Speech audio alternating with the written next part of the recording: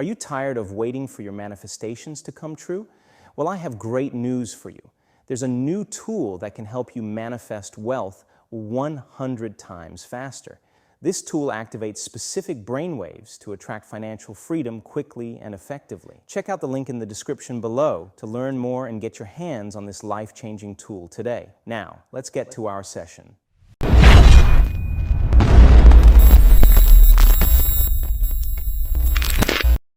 So when people begin to say, "What is my intention?" and they get clear on their intention, and they write it down. Now, the research shows that less than 2% of the Americans actually write their intentions or goals down. The ones that do actually write them down. They have an 80% chance of reaching those goals if they write them down.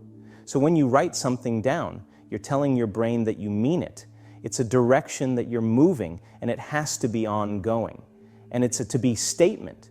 A to-be statement is something that you're evolving into. Once you get clear on your intention, sponsoring thoughts, the list of reasons why you want to be healthy, because those sponsoring thoughts are really going to be the driving force and get you going in that direction. If it's healthy, you want to have vitality, you may want to look better. If it's wealth, you want freedom. It's what you really want, freedom. Do whatever you want, right? So when you begin to define your intention and you couple it with a sponsoring thought, now you're giving your body a taste, emotionally, what that future is going to be like now. The next step is to plan your actions. Master your day, one day at a time.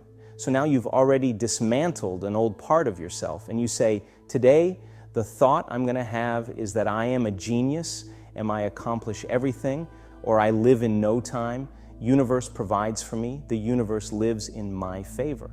What behaviors might demonstrate? I'm going to get up and I'm going to work out. I'm going to read that, article on Success Server. I'm going to whatever it is. I'm going to make a choice. And then I'm going to elevate my emotional state. I'm going to keep my energy up the entire day today. Just that simple process. You've already changed some biological level. Now, if you get up a new Prime review and remind yourself who you're going to be, then the next step is you warmed up your brain and body to be in that personality, get your behavior to match your intention. So now take it out for a test drive and accomplish what you set out to do during the day. In other words, when you get your behaviors to match your intentions and your actions equal to your thoughts, you get your mind and body working together. Now you are mastering exactly what you set out to do. And now when you begin to experience the effects of your choices, those new experiences, then begin to reaffirm the emotion that you created from your sponsoring thoughts. Now the loop is starting to change and your choices begin to become a new habit. Track your changes. Take a moment and journal or have a little board on your wall and say, I got up earlier, I did a 20-minute walk. I did deep breathing exercises. Before I went to bed, I feel great. I'm going to do it again. And my definition of a genius is being uncomfortable and being okay with it. And when I can stay in that place of uncertainty and unknown, and I can transmute that energy into clarity or gratitude, and I can get my energy up even though there's chaos around me, that I'm filling that void between the old self and the new self with information. And when you change your energy, you change your life. In other words, you're so busy being elevated, no, you can't predict what's going to happen. You're just very clear. You're not going to go back to those familiar cravings and urges. And finally, cue your environment. Take a moment and on your dashboard in your car and desk at work, on the mirror in your bathroom or on the refrigerator, remind yourself what your future is: simple little cues, simple words or pictures. And if you keep your conscious mind on what you want, your subconscious mind will take you there. The hardest part about change is not making the same choices you did the day before. So you can say to yourself, okay, I have some pretty tough thoughts I have to overcome today. Let's just put them out and drag them out for observation right now. So I know that when they come up, I'm aware of them, and they're not me, it's the old self. And if you begin to look at your choices and the behaviors and you say, you know what, I've been a victim for too long, I'm not going to complain anyone or anything about anything today, I'm going to make excuses for myself. Those are the two things I'm not going to do. I'm just not going to go there. If Do you want to take a minute and really begin to ask yourself, what part of my old self can I not bring to mind in future? Because if I want to be a healthy or wealthy person or a genius, I can't bring these thoughts. I can't. That's not an alignment with my future. So when you begin to realize that this is the person I'm going to create, these are the things that I have to leave behind. That simple analogy will begin to help you get clear on the direction that you're moving and allow that energy to push you. Now that energy is like that flame on the alchemist's crucible. It's going to turn base metals into gold. It's going to remove the dross. And so purification comes with quite a bit of agitation. There's got to be a stirring that takes place. And I think that most of us in the last year to have felt this incredible stirring inside of ourselves. And that's because the energy is so intense that our nervous systems and have to really adapt to it. So I think our purpose in life is really to remove these layers, these masks, these habits and emotions that block the flow of the divine within us. If you think that your thoughts have something to do with your future, just from a theoretical standpoint that your thoughts create your destiny, and you think 60 to 70,000 thoughts in one day, and 90% of those thoughts are the same thoughts as the day before, well then your life isn't going to change very much as long as you're thinking the same way. And those same thoughts lead to the same choices lead to the same behaviors create the exact same experiences, and we anticipate the same feelings, our emotions from those experiences. And those emotions are the payoff that drive our very same thoughts, while our biology on neurocircuitry, neurochemistry, or hormones, and even our gene expression will be equal to how we think, how we act, and how we feel. And how we think, how we act, and how we feel is called our personality. And our personality creates our personal reality. That's it. So the present personality who's listening to this show has created the present personal reality conquer life. So if you can latch on to this idea, if you want to create a new life, a new personal reality, you got to change your personality, which means you better start thinking about what you've been thinking about and changing. You begin to become conscious of your unconscious actions or habits or behaviors and modify them. And then we have to begin to look at the emotions that we live by every single day that keep us connected to the past and decide, do these emotions belong in our future?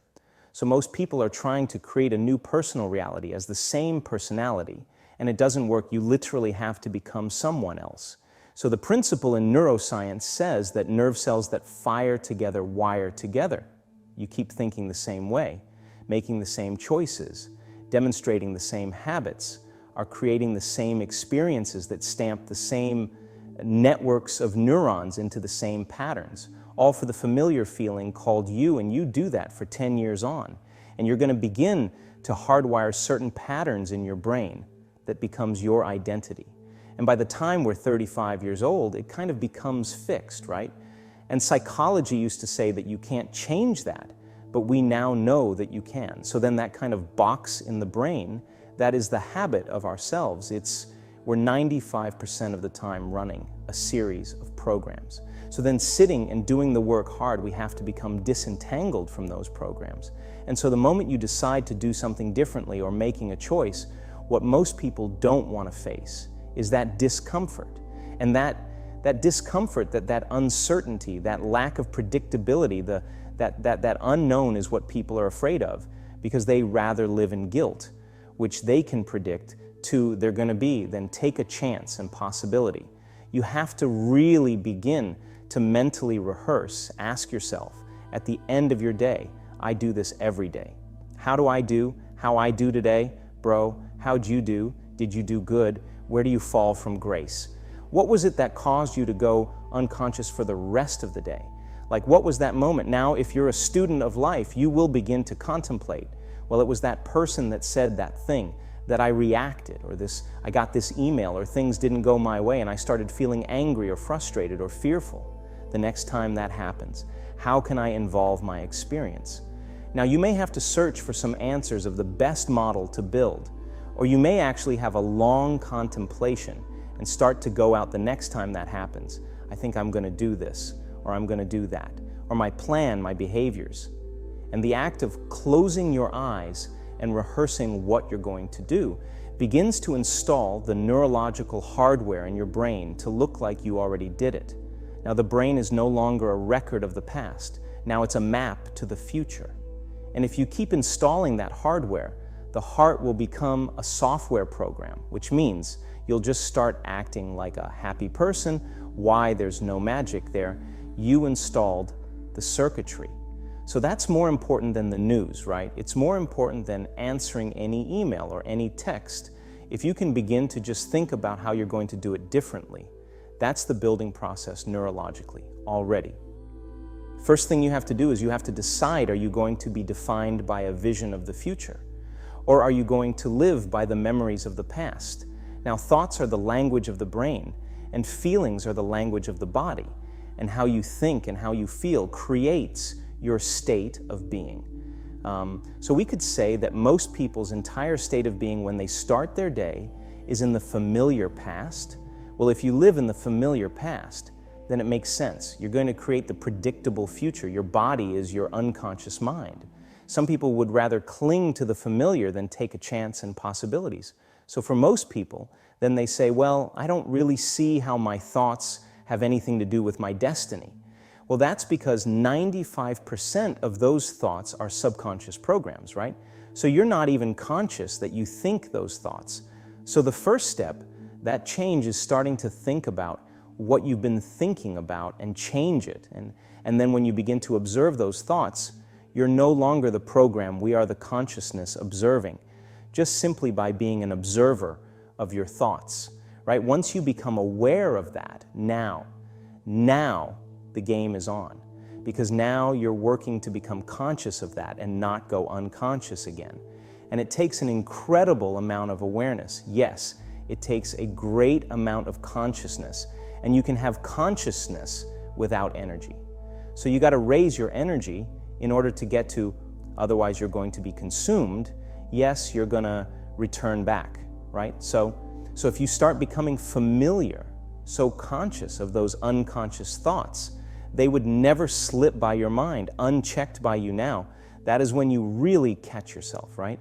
And the research shows that you can get better at this. You can actually sense the thought before it comes. Here's the key. If you were able to become familiar with gratitude, become familiar with wholeness, become familiar with abundance, become familiar with freedom, and you're able to generate those chemicals every single day, more than likely, you will be walking around feeling like your future has already happened, and you would no longer be looking for it to happen. When you're connected to the past, you're looking for it. And if you're looking for it, you're separate from it. If you're being it, then just there's a complete change in energy, and nobody changes until they change their energy, and then you change your energy. You change your life. You will already feel like it has happened now. What is the importance of that? While you're literally becoming somebody else. So you're leaving your lack, you're leaving your guilt, you're leaving your emptiness behind. You got to maintain that modified state of mind and body your entire day, independent of the conditions in your outer environment, independent of your body's cravings of those emotions. And habituation is an independent from time. And if you can get ready because something weird or unusual, some synchronicity, some coincidence, some opportunity is going to land in your lap, and you didn't have to go and get it. Yes, it came to you. Now you're the vortex of creation. People say to me, why do you meditate every morning? I say, because if I can overcome myself in the morning, the rest of my day is easy. It's easy, true, because that's what it's about. You master yourself, you master your life. And so then all the chatter in your head that you listen to all day long, that is called the default mode network in the brain.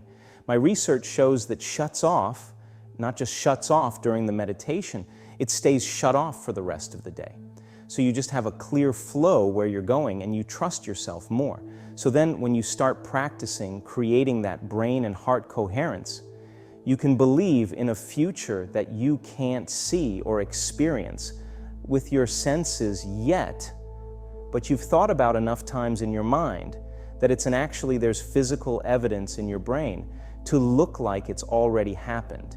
And you can begin to understand, you can select a new potential in the quantum field and every day emotionally embrace that future reality to such a degree that your body begins to believe it's living in that future reality in the present moment.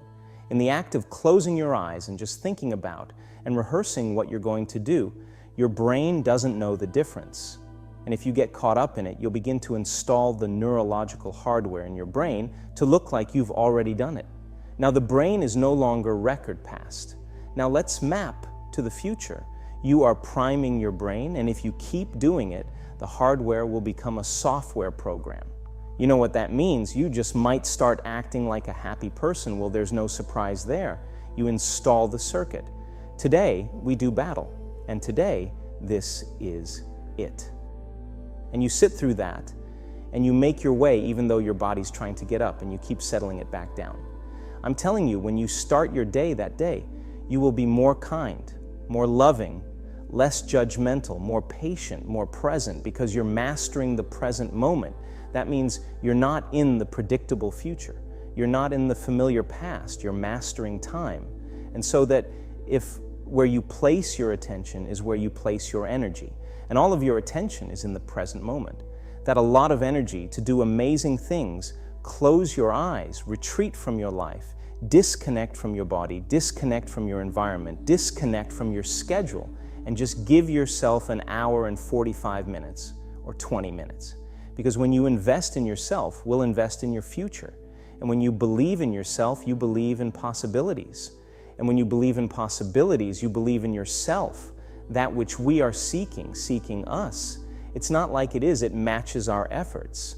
And so then when people have that uncompromising, will come up against themselves and just say, when the body's gone, given everything in-house, that's when you say, that's all you got.